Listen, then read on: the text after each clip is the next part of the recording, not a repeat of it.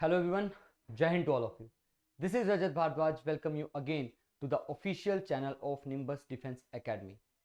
And today I am here with a new chapter of your FCAT reasoning जिसका नाम है cubes and dice. तो बिना किसी देरी के शुरुआत करते हैं आपके इस चैप्टर के साथ. पहले हम कुछ बेसिक समझते हैं, कौन से टाइप्स आपसे पूछे जाते हैं इस पर्टिकुलर चैप्टर से, क्यूब्स एंड डाइस से, वो समझते हैं और कैसे हम उनको सोल्व करेंगे वो अप्रोच को समझते हैं. ठीक है, तो पहली चीज, आपको किस टाइप के क्वेश्चन पूछे जाते हैं. पहला आता है आपको अपोजिट फेस. आपको निकालना होता है अपोजिट फेस. आपको दो या दो से ज्यादा क्यूब्स दे दिए जाते हैं या डाइस दे दी जाती है और आपसे अपोजिट फेस पूछता है. ठीक है, सेकंड आपको जो क्वेश्चंस आते हैं वो आते हैं ओपन फेस से. ओपन फेस से, open face of a dice और अ क्यूब. ठीक है, तो ये दो टाइप के आपके एफकैट क्वेश्चन पूछता है. अभी हम देखेंगे इन दोनों टाइप्स के क्वेश्चन, प्रैक्टिस करेंगे क्वेश्चंस, ताकि आपका सारा का सारा जो डाउट है वो यहीं पे क्लियर हो जाए. ठीक है जी, तो पहले हम बात करते हैं, अगर आपसे अपोजिट फेस की बात करें, अपोजिट फेस की बात करें तो आप क्या चेक करोगे. पहली चीज जो आप चेक करोगे वो आप करोगे कि कोई कॉमन एलिमेंट है या नहीं. ठीक है, अगर मैं दो क्यूब्स की बात करता हूं, दो क्यूब्स की बात करता हूं, ठीक है, तो पहली चीज मैं क्या देखूंगा कि कोई कॉमन एलिमेंट है या नहीं. ठीक है, कोई कॉमन एलिमेंट है या नहीं.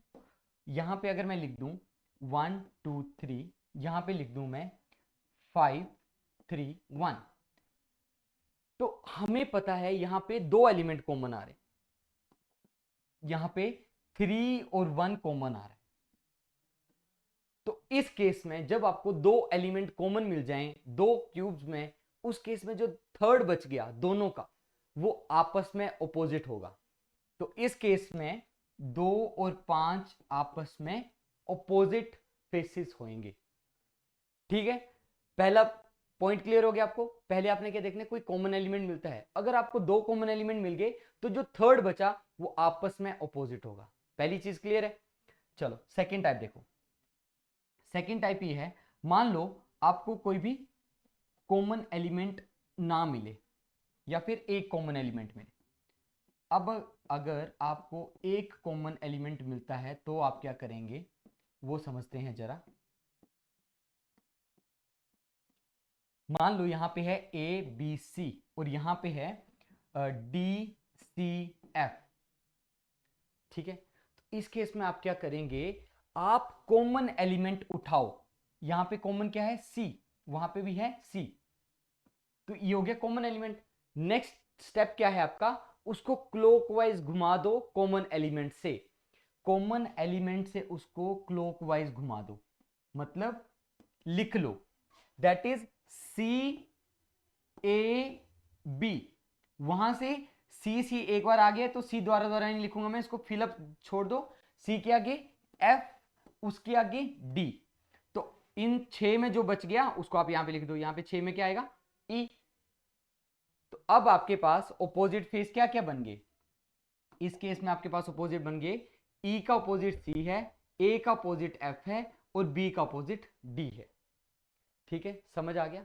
तो पहली चीज आपके देखेंगे कि कॉमन एलिमेंट कितने हैं. अगर आपको दो क्यूब में दो कॉमन एलिमेंट मिल गए तो थर्ड अपोजिट होएगा एक दूसरे का. सेकंड चीज आप देखेंगे, अगर आपको सिर्फ एक कॉमन एलिमेंट मिलता है तो उस कॉमन एलिमेंट से आपने क्लॉकवाइज उसको रोटेट कर देना है लिख के. ठीक है, और जो आपस में आएंगे, जो एक जो फिलअप है उस पर अपना वो फिल करना है जो नहीं आया अभी तक. 6 फेसेस में जो अभी तक नहीं आया है वो आपने वहां पे फेस फिल करना है. ठीक है, तो इस तरह से आप जो है क्वेश्चंस को करेंगे. थर्ड केस ये है कि अगर आपको मान लो कोई भी कॉमन ना मिले तो उस केस में आप डायरेक्ट लिख लोगे कि वो दोनों कैन नॉट बी डिटरमाइंड. क्यों, क्योंकि वो क्यूब ही अलग है. क्वेश्चन आपको किस तरह से देगा कि एक क्यूब को 2 बार रोल किया गया, या 3 बार रोल किया गया, या 4 बार रोल किया गया. आपको डाइस का पता है ना, जो आप लूडो खेलते टाइम कर खेलते हैं ना, तो उसमें क्या होता है 1 2 3 4 5 6, हर एक फेस पे काउंटिंग लिखी रहती है, कई बार डॉट्स की फॉर्म में लिखी रहती है. तो अब आपको क्या करेगा कि पहले आपने एक बार रोल कर दिया तो ये 3 फेस सामने आए आपके, फिर रोल कर दिया फिर 2, ये 3 फेस सामने आए आपके. तो इस तरह से आपको एक ही क्यूब को बार बार रोटेट करेगा.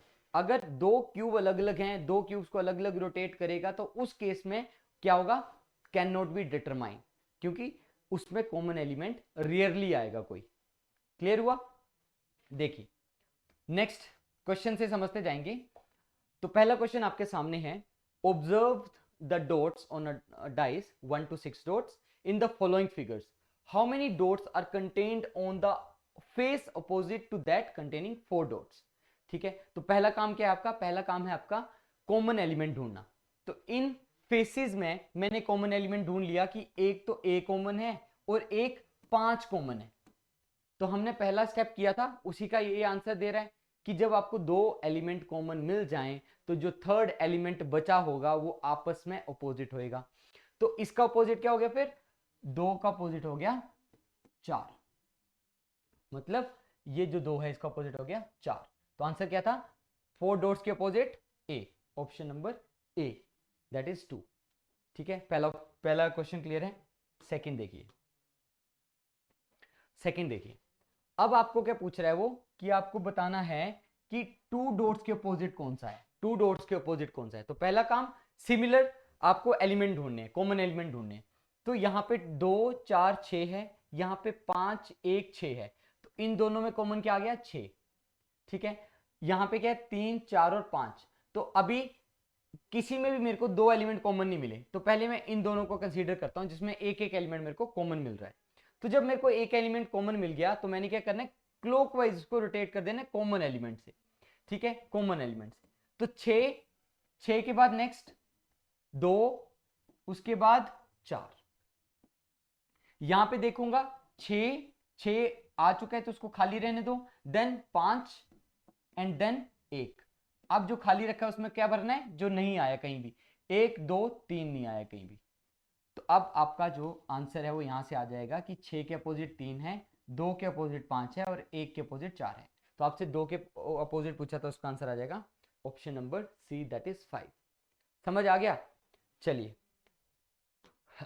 अगर मैं इन दोनों को कंसीडर करता, ठीक है, अगर मैं जैसे यहाँ पे 5 आ रहा है मेरे पास और यहाँ पे भी 5 आ रहा है, तो मैं इन दोनों को भी कंसीडर करके कर सकता था।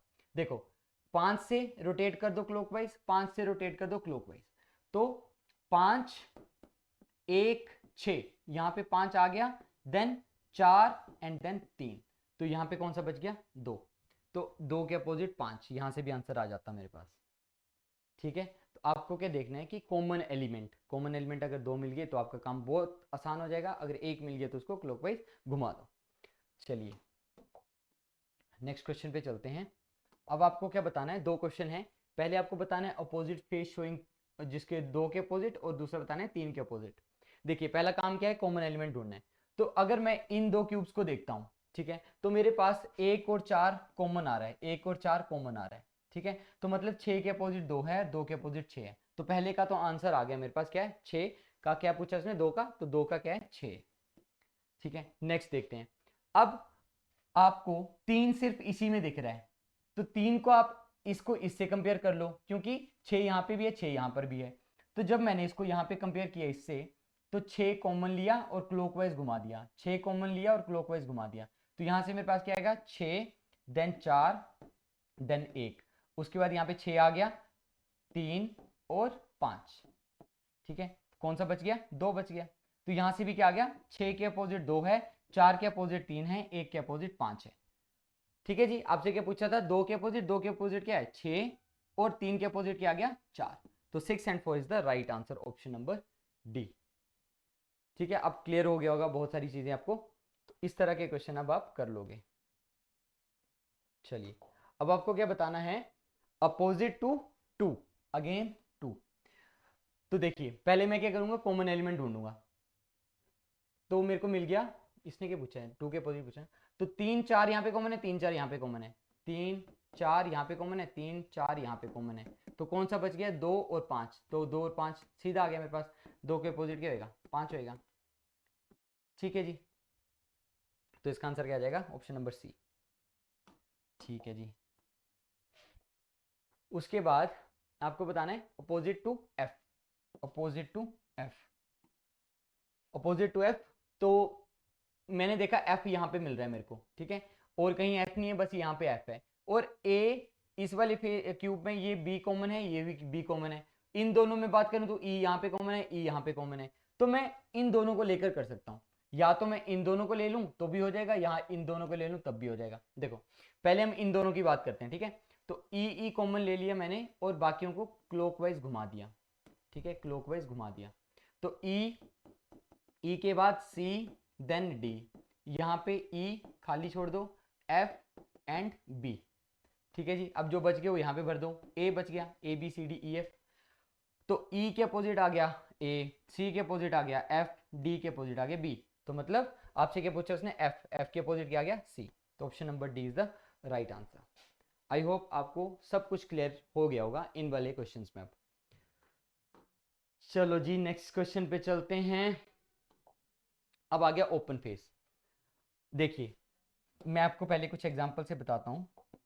जब भी आपको ऐसा कोई केस दिखे, एक मान लो 1 2 3 4 5 6, ठीक है।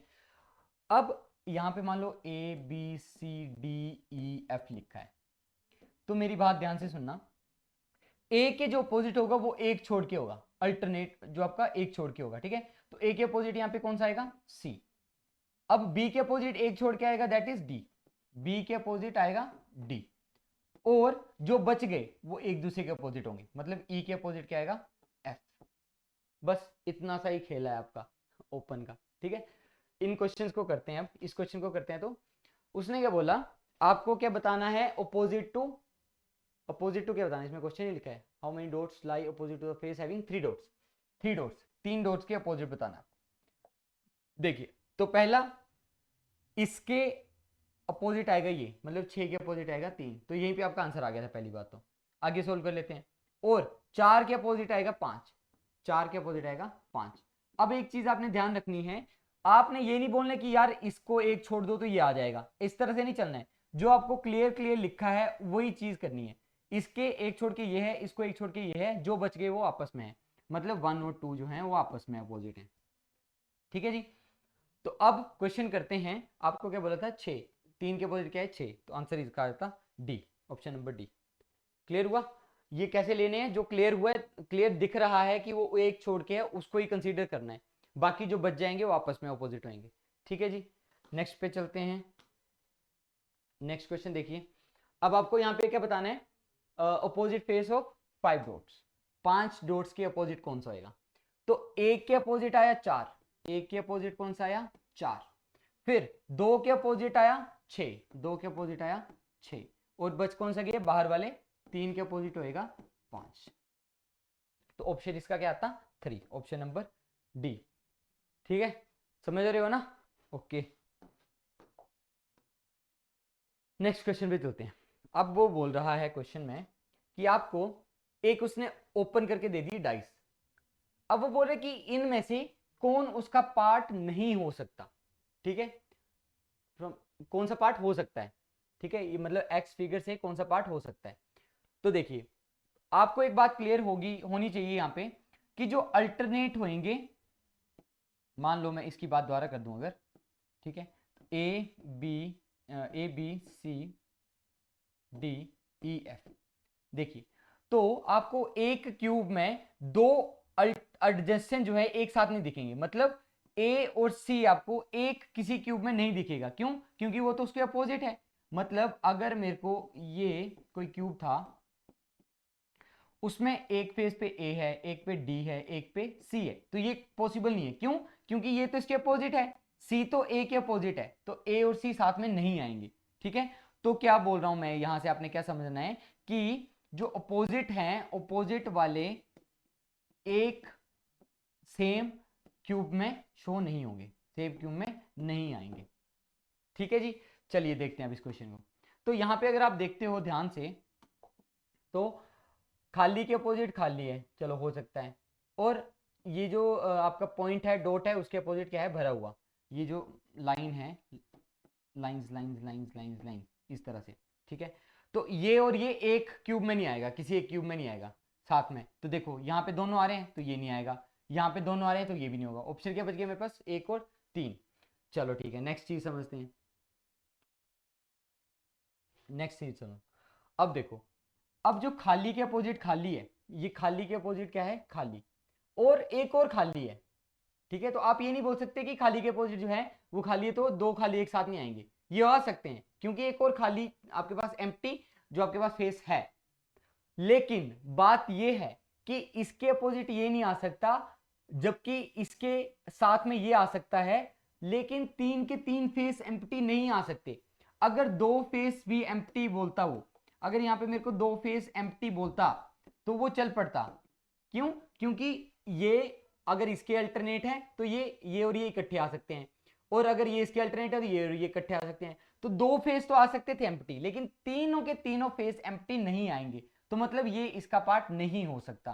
तो इसका आंसर क्या आ जाएगा? ऑप्शन नंबर, इसका ऑप्शन नंबर 1 जो है वो ओनली 1, ऑप्शन नंबर 1 आपका आंसर आ जाएगा। ठीक है, समझ लेना इस क्वेश्चन को, इंटरेस्टिंग है। चलिए जी नेक्स्ट क्वेश्चन पे चलते हैं। अब आपने क्या है, इस क्यूब को उसने पूरा खोल दिया, ठीक है, डाइस को या क्यूब को पूरा खोल दिया।